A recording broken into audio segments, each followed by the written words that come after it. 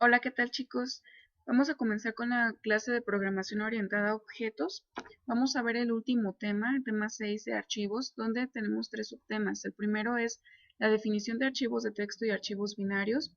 Vamos a ver operaciones básicas en estos archivos de texto y cómo podemos manejar excepciones.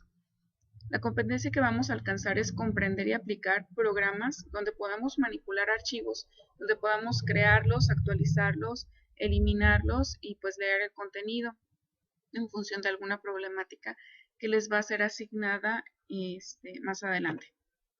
La bibliografía sigue siendo la misma y pues en particular ya va como programar de ITEL.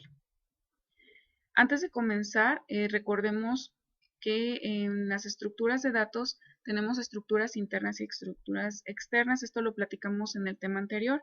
Dentro de las estructuras internas, como son arreglos, matrices, árboles, listas, pilas, todo eso, únicamente viven las variables del programa mientras éste se esté ejecutando, ¿sí?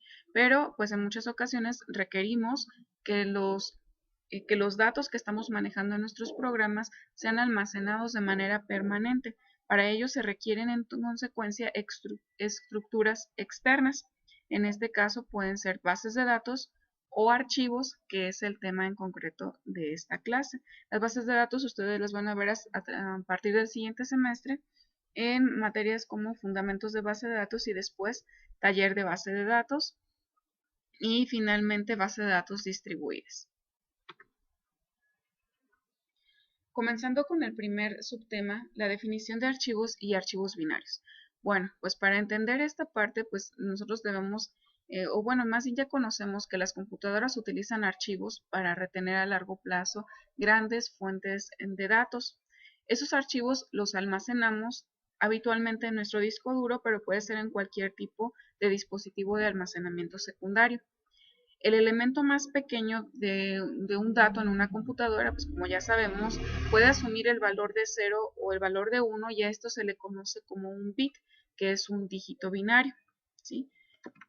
Entonces, pues nosotros como programadores no trabajamos directamente con estos ceros y unos, sino que nosotros tenemos en los programas datos simples y datos compuestos que nos permiten hacer esa representación. Nosotros trabajamos con números del 0 al 9, que son los dígitos decimales, con las letras que componen nuestro alfabeto, con símbolos especiales como corchetes, llaves, porcentajes, igual, etcétera. Y pues nosotros trabajamos en un lenguaje de alto nivel con este conjunto de caracteres, con este conjunto de símbolos, pero la computadora pues no lo entiende. La computadora lo que entiende van a ser estos ceros y unos. Entonces, ese proceso de transformación entre el lenguaje de alto nivel y el lenguaje de bajo nivel que comprende la computadora, Java lo realiza o emplea caracteres que se les denomina Unicode. Estos caracteres Unicode están compuestos por 2 bytes. Cada byte está compuesto por 8 bits.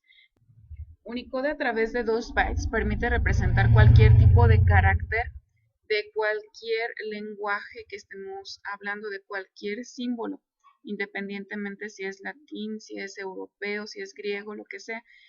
Esto surgió a raíz de que anteriormente existían muchos problemas.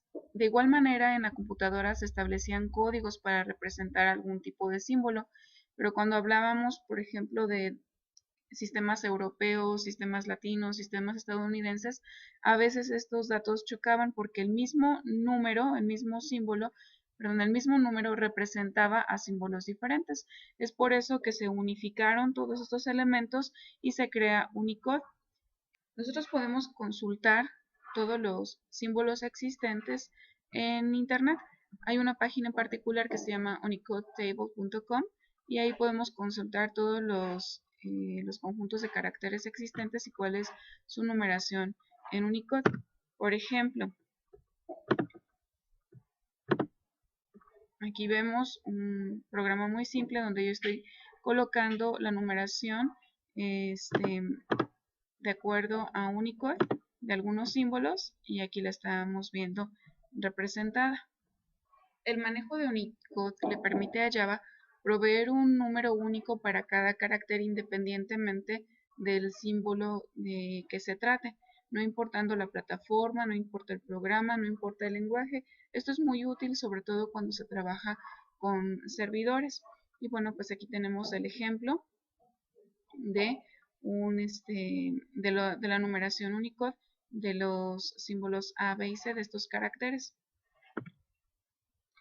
Entonces, ¿qué tiene esto que ver con los archivos? Los archivos están compuestos por caracteres, los caracteres están compuestos por bytes, y estos bytes y esos caracteres conforman lo que se denominan campos. Los campos son elementos pues que están relacionados en algún tipo de sistema. Por ejemplo, hablemos de un sistema que controla los registros de un alumno. Entonces tenemos campos como número de control, nombre, apellidos, estatura y edad.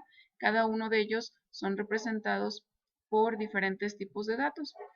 Y este conjunto de campos, cuando se agrupan y se almacenan, pues conforman lo que es un archivo.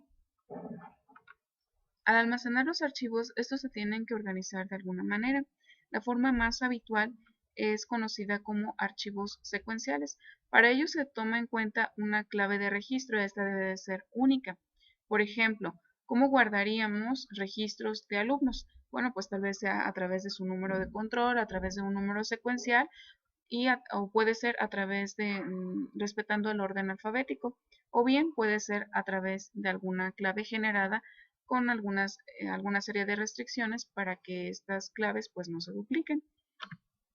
Java considera cada archivo como un flujo secuencial de bytes, ya lo hemos platicado anteriormente, y cada sistema operativo proporciona un mecanismo para determinar cuándo inicia y cuándo finaliza un archivo. A esto se lo denomina como marcador de fin de archivo. Lo que nosotros vamos a estar leyendo cuando creemos nuestros programas en Java para la lectura de archivos, pues es precisamente la lectura de un flujo de bytes, y vamos a estar leyendo esos elementos y va a haber un momento en el que se va a finalizar esa lectura. Java nos provee de diferentes clases a través del paquete java.io para que nosotros podamos leer ese flujo de archivos o escribir elementos en un archivo. Se utilizan básicamente 4 clases de este paquete java.io, que es FileInputStream, FileOutputStream.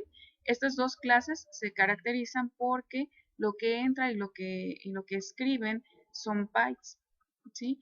Y también se utiliza de manera más habitual FileReader y FileWriter. Son clases caracterizadas porque la entrada y la salida son basadas en caracteres, ¿sí? Entonces lo que vamos a hacer es crear objetos que hereden los métodos, los atributos, los constructores de estas clases. Las operaciones básicas que se pueden hacer con un archivo de texto y con archivos binarios son su creación, su lectura, su modificación y su eliminación. En relación al manejo de excepciones en archivos, recordemos cuál es la estructura de una excepción. La estructura de una excepción se caracteriza porque va a tener un fragmento de código que va a ser monitoreado dentro de un bloque try. Recordemos que el manejo de excepciones en Java se hace a través de bloques try-catch. Entonces, en el bloque try se va a colocar el código que se va a ejecutar y que va a ser monitoreado. Si este código se ejecuta de manera correcta, sin ningún tipo de contratiempo, después se va a saltar al bloque finally y se ejecuta este código. Suponiendo que exista un error en el bloque try, lo que va a suceder es que catch va a capturar la excepción en un objeto de tipo error y va a ejecutar el código que se encuentre dentro del bloque catch, y finalmente se va a ejecutar el bloque finally. ¿Sí? Recordemos que el bloque finally es opcional. Entonces, de igual manera, para el manejo de archivos, al igual que cualquier otra clase en Java, nosotros podemos hacer el manejo de excepciones. Bueno, pues ahora pasemos a los ejemplos.